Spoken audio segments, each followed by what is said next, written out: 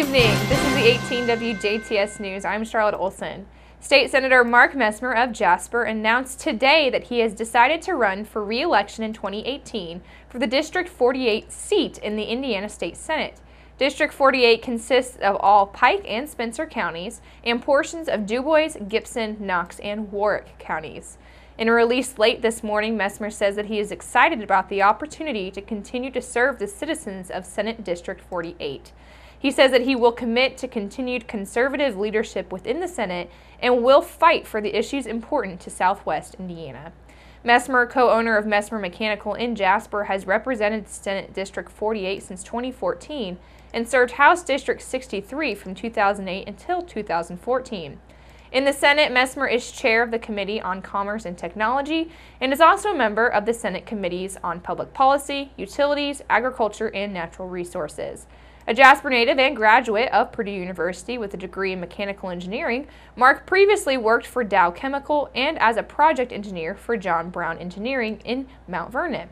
He and his family are active members of Holy Family Catholic Church in Jasper, and he is involved in a variety of community activities, including Boy Scouts, Jasper Strassenfest, Jasper Kiwanis, Knights of Columbus, Sons of the American Revolution, and the Loyal Order of the Moose.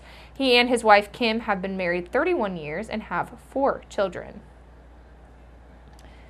A prominent Jasper businessman and his wife were recognized and honored for their contributions to the community by being presented with the key to the city. Service founders Robert and Lovella Ruckriegel were presented the key by Mayor Terry Seitz on Thursday on the grounds of the Northwood Retirement Community in Jasper.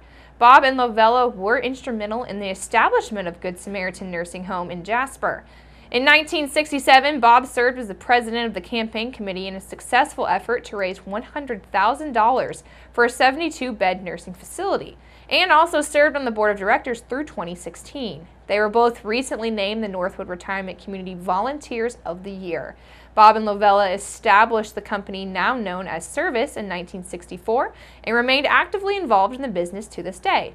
Service currently operates 148 Long John Silver's, Denny's, Grandy's, and Wendy's restaurants. They also are going to be opening a McAllister's Deli in Bedford, and they also run the Jasper 8 Cinema, along with numerous real estate holdings as well. The Ruckriegels were joined by their sons Al and Sid and several members of their office staff as well as staff at the Good Samaritan event. A complaint of noise received by police and then led to the arrest of a pair of Jasper men early this morning on drug-related charges. Just after midnight today, Jasper police were called to a home located along the 900 block of Mill Street because of a complaint. Police say that when they arrived, they made contact with 26-year-old Joshua Huddenley and 23-year-old Jacob Huddenley. Police say that they also noticed a bag of marijuana in plain sight, and they say that one of the men provided them with 4 burnt marijuana cigarettes. Both Joshua and Jacob Huddenley were taken into custody and were booked into the DuBois County Security Center on a charge of possession of marijuana. The Friends of Otwell Elementary's Board of Directors have hired the former principal of Otwell Elementary School as the first principal of the newly formed K-5 charter school that organizers are planning to open this August. The selection of Rick Fears as director for Otto Miller Academy was formally announced Monday night during a public meeting at the Otwell Community Center.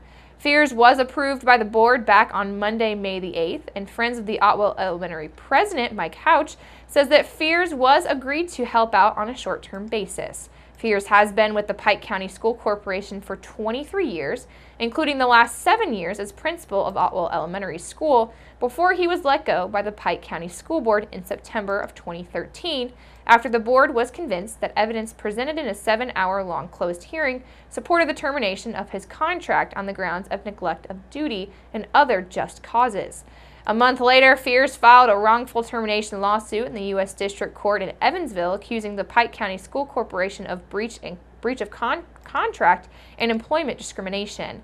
The lawsuit was eventually dismissed after a judge concealed that Fears' firing was lawful, fair, and supported by substantial evidence. Otto Miller Academy received conditional approval as a charter school from Grace College and is expected to open for its first time in the 2017-2018 school year.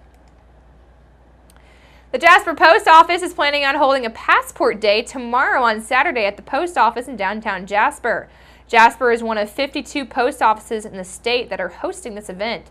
Passport Day will take place from 9 until 11 a.m. as the U.S. Postal Service wants to make obtaining a new passport or renewing your old one as easy and convenient.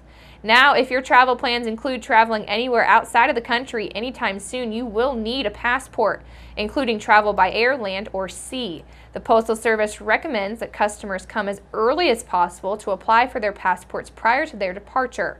Passport fees are $135 total for adults and $105 total for those under the age of 16. The Postal Service also offers a passport photo service at a cost of $15. To help the passport application process go more smoothly and efficiently, the Postal Service recommends that you bring proper proof of American citizenship, such as a certified birth certificate issued by the city of birth, county, or state, and a previous U.S. passport. A certificate of citizenship or naturalization certificate will work as well. Customers are also asked to bring proof of identity, such as a previous U.S. passport or a naturalization certificate and certificate of citizenship, a current valid driver's license, or a government ID. All applicants must appear in person, including minors, and applicants under the age of 16 must appear with both parents. If one parent is not available, a not authorized form and absent parent is required. Also, you can download a passport application at www.travel.state.gov. And make sure you keep it right here, because up next, take a look at your weather summary.